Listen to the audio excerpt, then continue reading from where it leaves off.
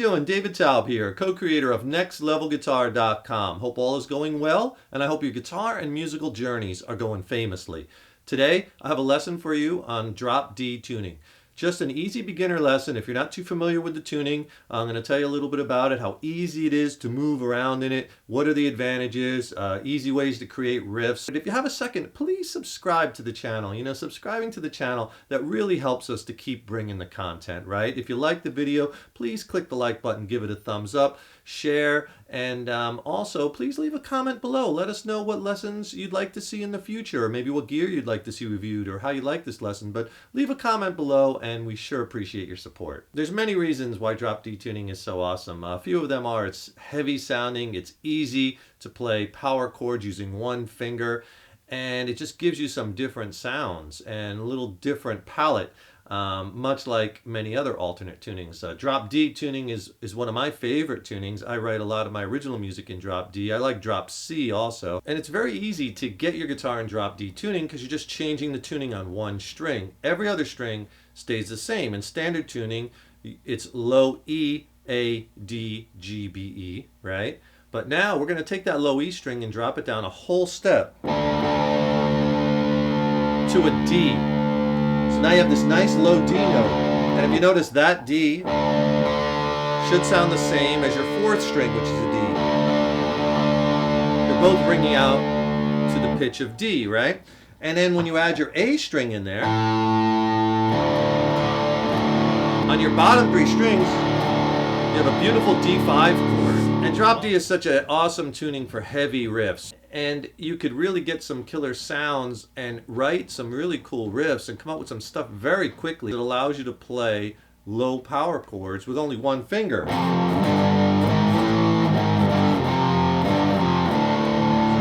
why does this work? Because this low E string is now a low D string.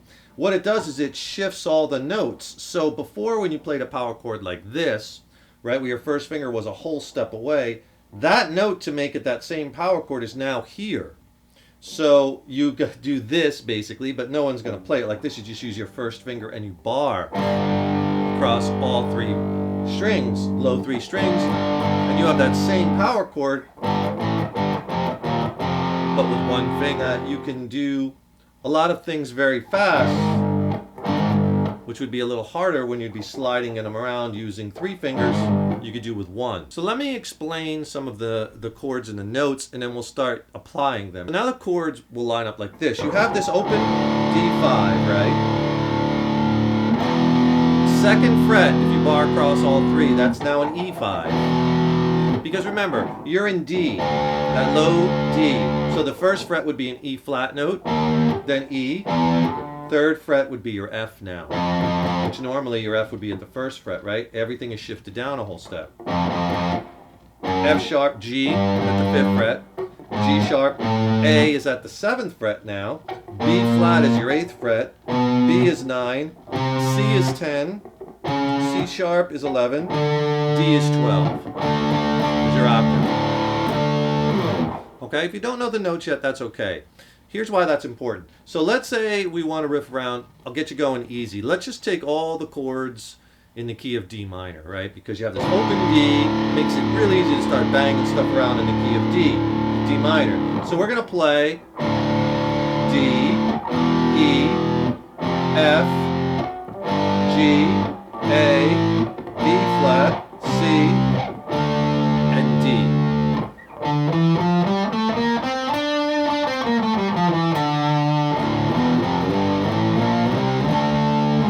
That's all the notes in the key of D minor. So any combination of those chords is going to work nice together because those are all the notes in that D minor scale. So the first thing, now that you know these batch of chords, and I'm not saying that you can't write riffs or whatever and use these other notes that aren't in D minor, because you can. They're just outside, but I'm just saying to give us a jump off point. And hey, if you want a free video lesson and ebook where I talk more about the notes on the neck and diagram out scales and all kinds of really killer stuff, click on the link below. I'll send you a free video lesson that's paired with a killer ebook. It's a great reference book that you'll find you'll use throughout your guitar journey. I'll send it to you for free. Just click on that link below. So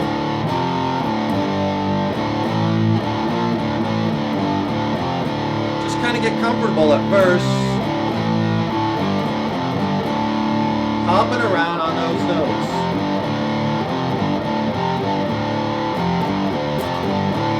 notes, using just downstrokes at first.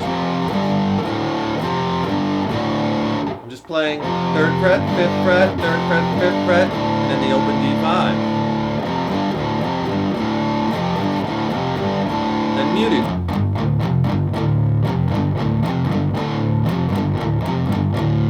Right? And then you could start throwing in some other stuff.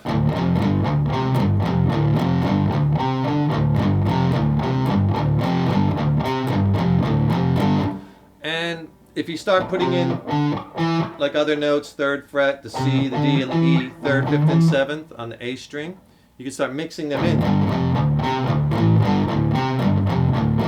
Just to get the ideas churning. Doesn't even have to sound that musical yet, but this way it'll get you moving around a little bit. Then try to do like a rhythm pattern. Again, my hand is laying right on the bridge.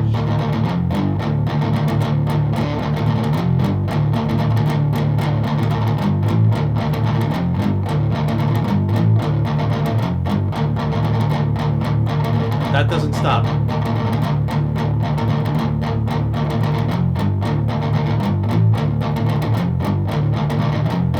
These are all just exercises to get you used to kind of chugging along and throwing in these power chords, right? And basically, once you get a rhythmic idea, you're just going to be using some other techniques in order to create music. Like I was doing in the opening, I was, throwing in some octaves. And I was doing that chucking.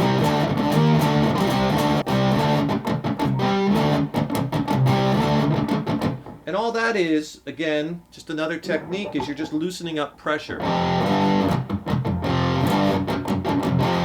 So just try something just to practice it. Now I'm just loosening pressure after that second chord. And when you loosen pressure, you don't hear the chord, you just hear that chuck sound or that wick whack. You do it muted and bring up the volume.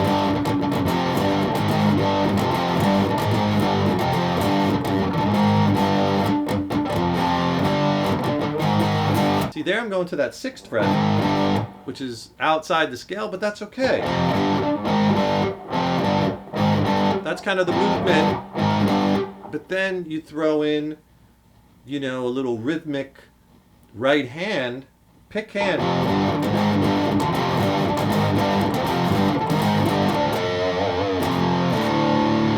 And then you're starting to hear these riffs kind of jump out at you. Now in the opening I was down on the 5th string,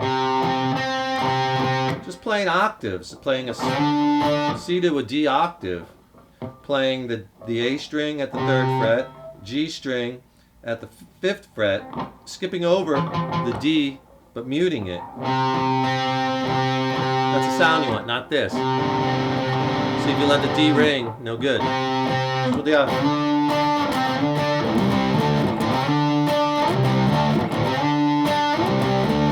what you could try to do is just take that octave.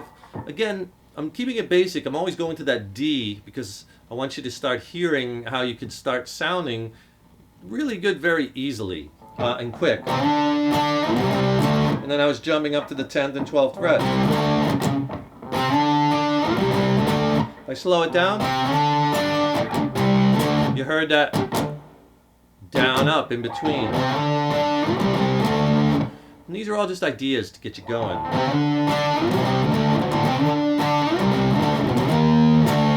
Now I'm starting to slide. So get comfortable sliding around, right? Once you get comfortable, I mean, you don't have to play like super fast. Even slow riffs in this tune, if you can get a groove going, could sound really heavy and cool.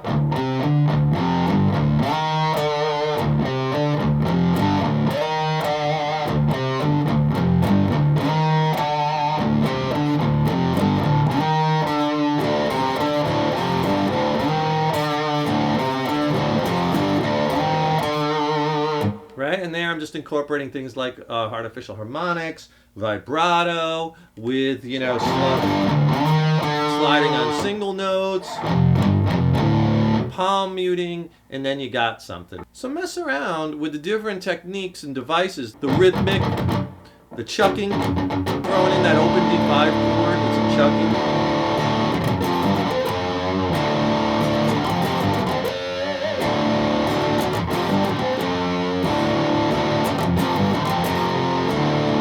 So much you could do, you know, throwing in like an octave or throwing in these single notes with these power fifth chords and just having fun and experimenting with it, right? So I hope this lesson has helped you, and we're just kind of getting started. This is just the basics in drop D tuning. You know, we're just trying to crack the door open, give you some things to experiment with, to have some fun and make some noise, right? I like to talk a little bit about the gear I used in each video. This guitar I'm using is made by Universum Guitars. This is, they make handcrafted guitars in the Ukraine, and they make some really beautiful instruments. This is the Mariana Private Reserve series, and they're doing some really creative things over there in Universum with the way that they make their guitars. It's not just the same old Strat copies and Les Paul copies. They make guitars that are, you know, really beautiful looking as well as beautiful sounding instruments. You know, their guitars, they put a lot of attention to detail. The fit and finish is awesome.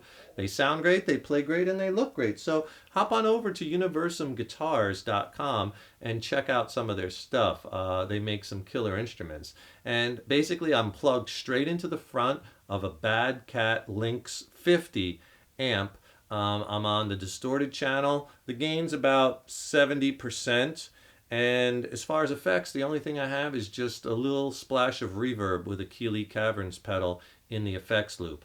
Not a lot of time on tone today. I just wanted just a straight ahead rhythm sound. Please remember to subscribe to the channel. That really helps us keep bringing the content, and we so appreciate it. Please share and like the video, and please leave a comment below. Let us know what you'd like to see in coming lessons. Let us know, you know, what gear you'd like to see reviewed or how you like this lesson. If you have any other questions, you know, we're here to help. And don't forget, click on that link in the YouTube description box. I'll send you a free video lesson and free ebook packed with information that you'll really enjoy. I'm David Taub, co-creator of Next Level Guitar. Thank you so much for joining us over the years. You know, we so appreciate your support. You guys and gals rock, all right? Take care, and remember, your guitar playing is an evolution. Rock on.